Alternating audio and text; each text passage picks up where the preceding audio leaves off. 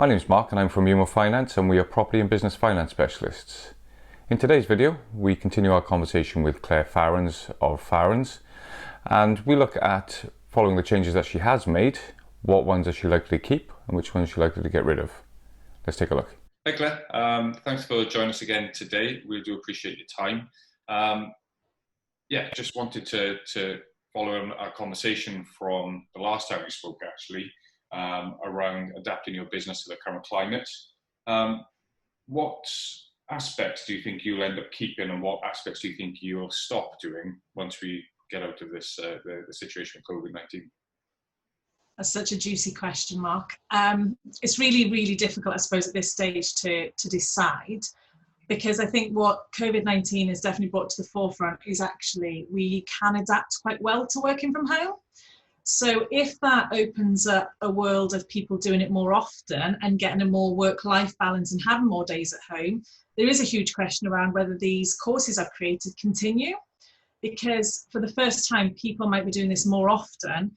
People might be doing it for the first time. They might be really experienced in it and want to recap on setting those boundaries back. They might want to revisit some more time management with a different perspective because children will be back in school, the restrictions would have been lifted, so actually they could be a bit more productive. So it's a bit of a finger in the air, but I think what I have learned is that these courses are absolutely needed.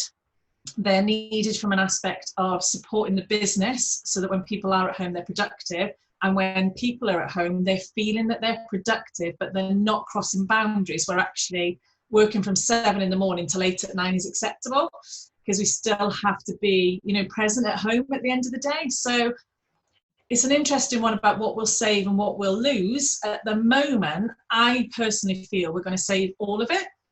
And I think that they will continue, because I think working from home now might be just the way we're going to go going forward. I think there's obviously been a shift.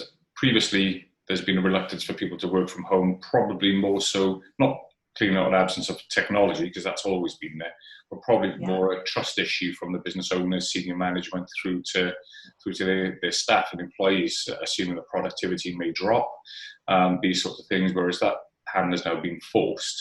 And some businesses will probably enjoy the fact that they may not need the expense of a large office environment for people to work, and actually we can do this remotely. So I think every business will sort of learn its lessons. Some will thrive in this scenario and others will probably feel they need to revert back to some form of presence.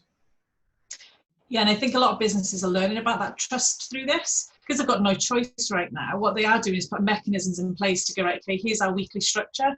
This is how we have check-ins. This is how we determine what our priorities are for the week. There's no reason why that can't continue as we move forward back into a normal working environment, whenever that may be, or if it does come along, but it comes with still social distancing measures, which we're kind of eagering towards right now. And I think those trust, by doing things like communication from home, how to communicate effectively, we're ultimately setting expectations to our managers and letting them know my workload's still continuing, productivity hasn't dropped. I think we're all very open and honest that it's going to naturally drop right now because it is a pandemic. We are at home in very unusual circumstances, but working from home is a very productive environment to be in. There's a lot less distractions when we don't have these current shutdown measures in place. It is exceptionally productive, and hopefully businesses can see how worthwhile that is for us maybe to incorporate that for at least one day of the week with certain people, and if it warrants it in their role.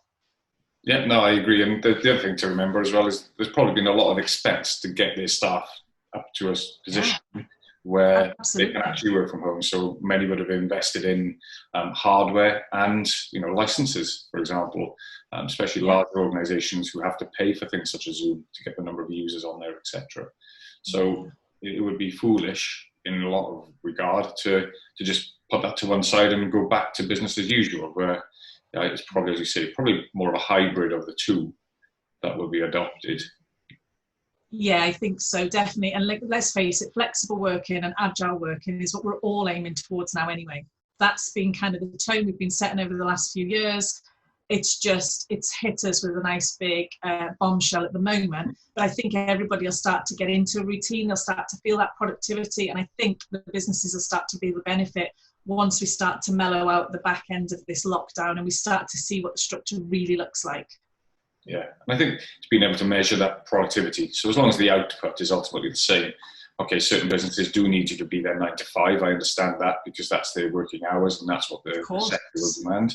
But others, does it really matter if they're working at 8 o'clock at night because that fits around family life, as long as the output is ultimately the same and you're available for the meetings as and when you need to.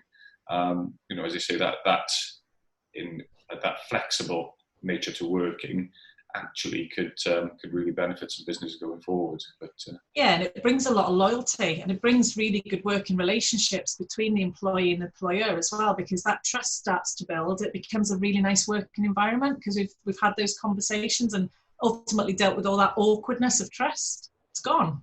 Yeah, exactly. Yeah, and hopefully lessons are learned. Hopefully positive ones as well. But no, I think it's a good thing to reflect on. Again, I thank you for your time. Really do appreciate going through it all. Good insight, and very good insight into your world of virtual working. So thank you very much. Thanks, Mark. Speak to you soon. Some more insight there from Claire, who is very experienced at remote working and has learned about what she's probably going to keep and what she'll get rid of, if anything. Some food for thought for you guys. Every business is different, so just because it works for someone doesn't mean it'll work for you. So just make sure that you're actually looking at your own business and not just adopting a blanket approach to things. Learn from the changes. What's worked well, what hasn't worked well. Obviously you probably want to retain what's worked well and bin off what hasn't worked so well. Monitor team engagement. A lot of people seem to think that this sort of working remotely will actually enhance team engagement, allow more of a work-life balance that has often been discussed. See how that's improved, or actually whether it's gone the other way. And lastly, trust. You obviously thought well enough of them in order to employ them in the first instance, so trust should be something that comes reasonably natural. So what are your thoughts? What you're likely to keep and what you're likely to get rid of? Let us know. Hope you enjoyed. Catch you soon.